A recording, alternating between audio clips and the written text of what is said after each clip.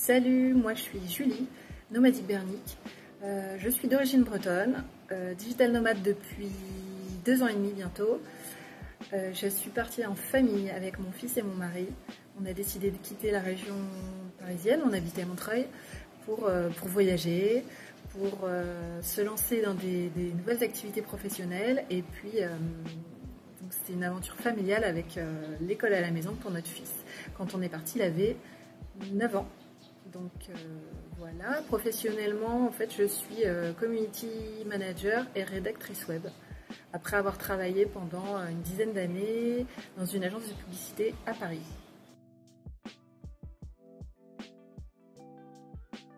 On est parti il y a 2 ans et demi. On a commencé notre voyage par l'île Maurice. Mon mari, il est mauricien. Donc on avait envie de démarrer l'aventure par quelques mois où on allait en fait prendre ce rythme, ce nouveau rythme, notamment avec l'école à la maison, qui à elle toute seule est toute une aventure. Et voilà, donc on a commencé notre voyage par l'île Maurice. Notre fils avait 9 ans. Ensuite, on est allé en Asie. On avait envie vraiment de découvrir l'Asie du Sud-Est. Donc, on est parti en Malaisie, en Thaïlande, quelques mois. Ensuite, on est allé au Vietnam. On a beaucoup aimé la Thaïlande. Donc, on est retourné en Thaïlande, au sud. La première fois, on était à Chiang Mai, la ville des digital nomades. Et ensuite, la deuxième fois, on est allé plus au sud, donc à Ao Nang, près de Krabi et cette région-là. Et après ça, on est allé à Bali.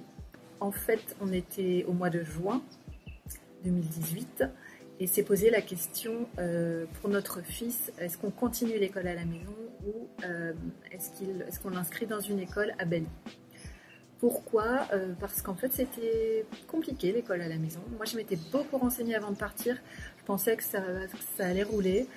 J'ai une amie qui fait l'école à la maison à ses enfants depuis longtemps, qui m'avait donné plein de conseils. Je m'étais aussi beaucoup renseignée. Et voilà, la scolarité se passait très bien. La scolarité de notre fils se passait très bien en France.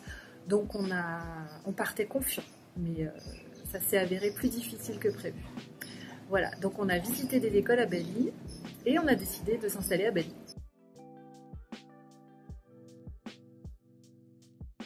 Le nomadisme et la vie de maman, non, c'est pas plus compliqué, je crois que d'être sédentaire, mais ce qui était compliqué, en tout cas dans notre cas, c'était vraiment l'école à la maison. En fait, moi, j'ai quitté mon emploi de salarié pour me lancer en freelance dans le community management et la rédaction web. C'était pas mon activité au départ. Et donc j'ai démarré le digital nomadisme en étant salariée en télétravail. En fait, j'ai négocié la possibilité de télétravailler et tout en gardant mon emploi. Et donc mon employeur savait qu'on allait voyager. On a voyagé et le fait est que c'était très compliqué à la fois de travailler, de faire l'école à la maison et j'avais cette idée de me lancer en tant que community manager et rédactrice web en freelance. Donc évidemment les trois cumulés, c'était un petit peu trop. La barre était un petit peu trop haute, donc j'ai décidé, parce que j'avais vraiment ce projet de freelance me tenait vraiment à cœur, donc j'ai quitté l'entreprise pour laquelle je travaillais en salarié et je me suis lancée en tant que freelance. Et c'est vrai que l'organisation des trois, ça oui, c'était compliqué. Donc on a dû revoir un petit peu nos plans.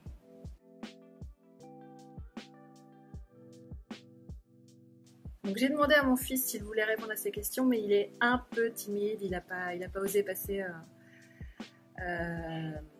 devant la caméra. Il est comme moi, il préfère être derrière. Donc là c'est un effort pour moi aussi, mais c'est plutôt sympa. Donc mon fils, franchement, la vie de digital nomade, c'est pas son rêve à lui, hein, c'est notre rêve à nous. Donc lui, il nous suit dans l'aventure. Il était super enthousiaste quand on a décidé de partir. En fait, à chaque fois, on fait en sorte de rentrer en France pendant l'été pour vraiment garder le lien avec la famille. Moi, c'était Ça faisait partie des indispensables. Si on partait pour cette aventure, j'étais la première à vouloir partir pour cette aventure, mais avec en tête que je voulais aussi pouvoir rentrer, retrouver la famille régulièrement, enfin, au moins une fois par an. Du coup, à chaque fois qu'on rentre, notre fils, il adore ces moments passés avec ses grands-parents, que ce soit à l'île Maurice ou en France, et avec ses cousins, ses amis. Donc pour lui, le repartir, c'est un petit peu difficile à chaque fois. Mais il n'empêche qu'on voit bien qu'il est heureux en voyage, il découvre plein de choses, il fait plein d'activités. Donc franchement, ça lui plaît. Maintenant, si vous lui demandez s'il a envie de retourner en France ou à l'île Maurice, il va dire oui. Donc voilà, c'est notre rêve à nous. Le sien, s'il pouvait rentrer en France ou aller à l'île Maurice, il serait très content. Actuellement, on est confiné donc à Bali. On est à Bali dans une maison depuis le mois de septembre 2019. Enfin, on est arrivé à Bali il y a plus longtemps que ça, mais voilà, depuis septembre 2019, on a loué cette maison et je vais vous montrer rapidement. Alors, je vais faire ça.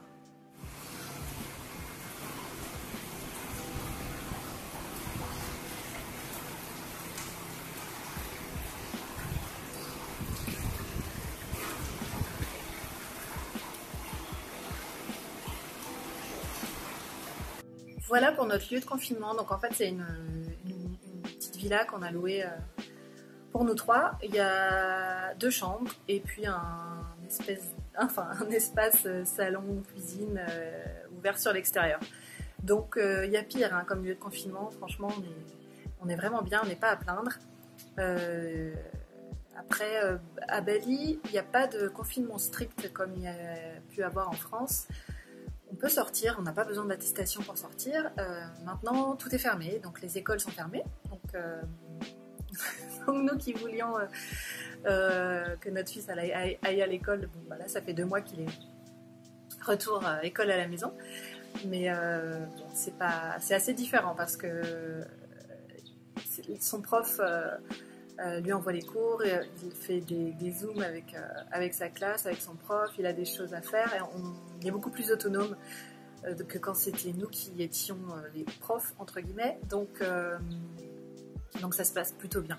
Et puis voilà, par contre donc l'école est fermée, les plages sont fermées, donc Bali sans les plages c'est quand même beaucoup moins drôle. Et puis les restos, enfin tous les lieux touristiques sont fermés, donc voilà, on peut sortir mais il n'y a pas grand chose à faire. On peut se balader en scooter pour aller dans les rizières, mais voilà, en dehors de ça, ce qui est déjà très chouette, il n'y a pas grand chose à faire le week-end, mais bon, comme pour tout le monde, donc voilà, on fait avec.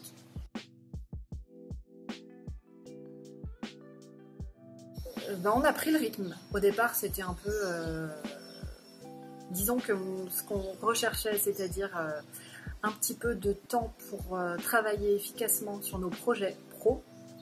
Donc c'est vraiment essentiellement pour cette raison, non, pas essentiellement, c'est pour cette raison qu'il est retourné à l'école, mais pour lui c'était essentiellement pour avoir des copains. Mais voilà, nous ça nous arrangeait aussi clairement par rapport au mode de vie et au projet qu'on a, projet pro. Donc le matin on se réveille, petit déj, lui il se fait un peu de maths, il se fait des maths, ouais, il fait un peu de maths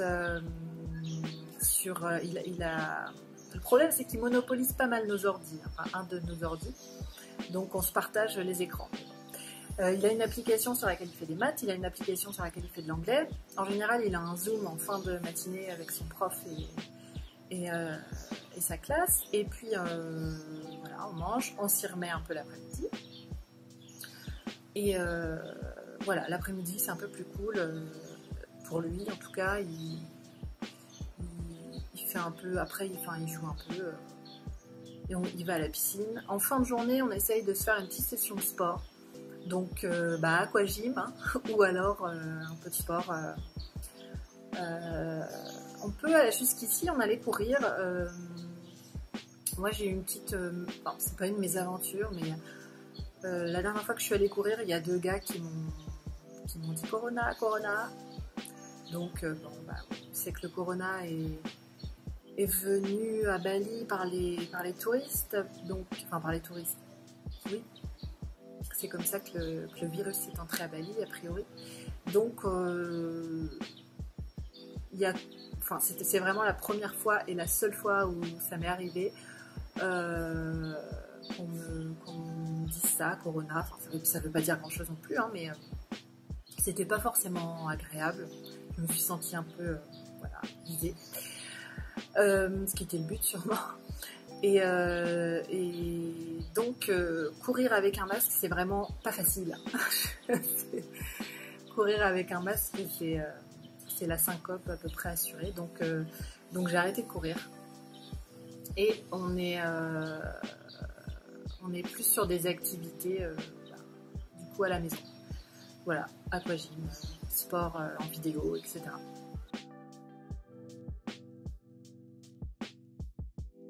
Sur la durée du voyage avec un enfant, j'ai pas vraiment de conseils. Enfin, on peut partir. En fait, tant que l'enfant est bien, moi j'ai envie de dire, tant que ça roule pour toute la famille, on continue. Il n'y a pas de raison de s'arrêter. Voilà. Maintenant, en ce moment, par exemple, pour notre fils, c'est un peu moins drôle parce que forcément, il n'a plus les copains, il n'a pas de frères et sœurs, donc il n'a pas d'autres enfants avec qui jouer à la maison.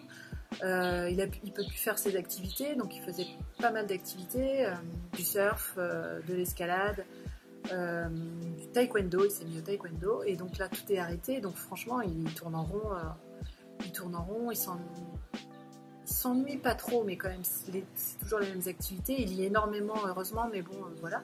En tout cas, il est en manque de lien social, c'est clair. Donc voilà, ce serait bien que ça s'arrête.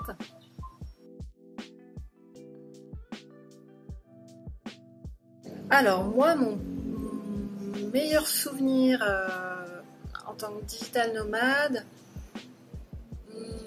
c'est hyper dur. Question super difficile. Je dirais peut-être la Thaïlande, quand on est parti du côté de Hong Island en bateau, en famille. Voilà, c'est des paysages de fou, donc juste magnifique. Donc ça fait partie des très bons souvenirs. J'ai beaucoup aussi aimé Chiang Mai, l'ambiance. C'était la première ville où on allait en tant que digital nomade, vraiment dans un lieu qu'on connaissait pas. Et donc c'était un super souvenir.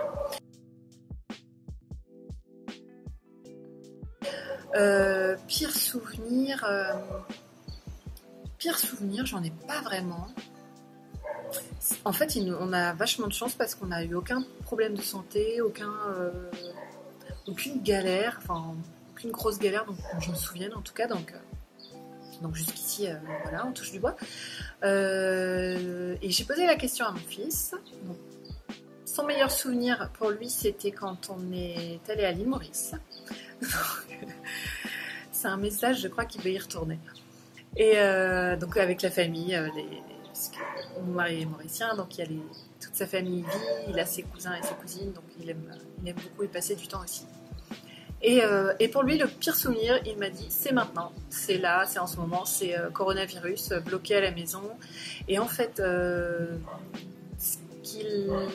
qu'il n'aime pas du tout, c'est depuis qu'on lui a dit que notre retour en France cet été était compromis, du coup voilà, là depuis, il a que ça en tête, c'est de pouvoir rentrer et donc pouvoir voir les cousins, la famille en France. Il est quand même très attaché à la famille, donc voilà, c'est important. Donc là, le fait que le corona bloque tout voyage, tout retour possible, ça lui plaît pas du tout. C'est son pire souvenir.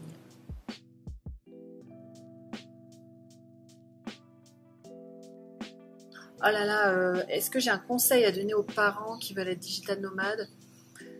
Peut-être de pas trop faire de plans. pas trop prévoir parce qu'en fait, tant qu'on l'a pas vécu, je crois qu'on peut pas trop imaginer à quoi ça va ressembler, l'organisation. Enfin, nous, nos plans ont complètement changé au bout de quelques mois quand on s'est rendu compte notamment que l'école à la maison était particulièrement difficile pour nous. C'est peut-être ça finalement, moi, un de mes pires souvenirs. Enfin, pire souvenir, oui, le fait d'avoir galéré pour l'école à la maison. Ça, c'était la partie la moins drôle de la vie de digital nomade. Donc voilà, pour en revenir au conseil, je dirais de pas trop prévoir parce que tout peut changer. On pensait voyager quand même un certain temps en mode digital nomade et finalement on s'est posé. Donc on s'est posé à Bali. Est-ce qu'on est encore digital nomade dans le sens où on peut partir quand on veut? L'année dernière, sur une année donc à Bali, sur une année, sur l'année 2019, on a fait 8 mois à Bali, presque 2 mois en France et 2 mois à l'île Maurice. Donc oui, on est digital nomade dans le sens où on peut partir avec nos ordis et nos boulots et voyager, voilà. Mais étant donné qu'il y a l'école, on bouge évidemment beaucoup moins. Voilà, donc je dirais de ne pas faire trop de plans parce que les choses peuvent changer. Là, le coronavirus en est la preuve la plus flagrante. Si on avait des plans, tout a changé. Mais donc, essayer de vivre au jour le jour. Je sais que c'est pas facile parce que moi, j'aime bien aussi prévoir un peu, organiser. Mais depuis qu'on est digital nomade, je le fais beaucoup moins et ça me stresse moins de pas savoir. Qu'est-ce qu'on fera dans 2 mois? On ne sait pas. On verra. C'est pas grave. Notamment là, on est à Bali en ce moment, mais en général, on a des visas touristes pour 6 mois qu'il faut renouveler.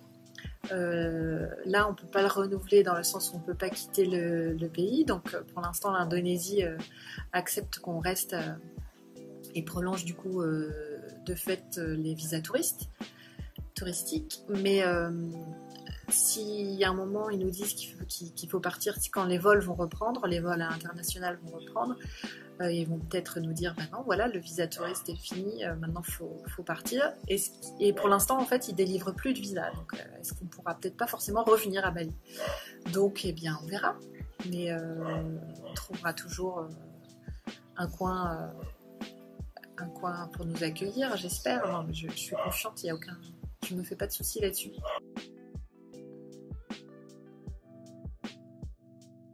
Bon, mon mot pour la fin, ce serait, si vous avez cette envie de vivre l'aventure digital nomade, foncez, bien sûr. Je pense que personne ne peut regretter de partir voyager, découvrir. Pour les enfants, c'est juste quand même génial tout ce qu'ils découvrent, tout ce qu'ils apprennent. Ils s'ouvrent à d'autres cultures, d'autres façons de vivre, donc c'est super enrichissant. Là, notre fils, du coup, il est dans une école où il apprend l'anglais.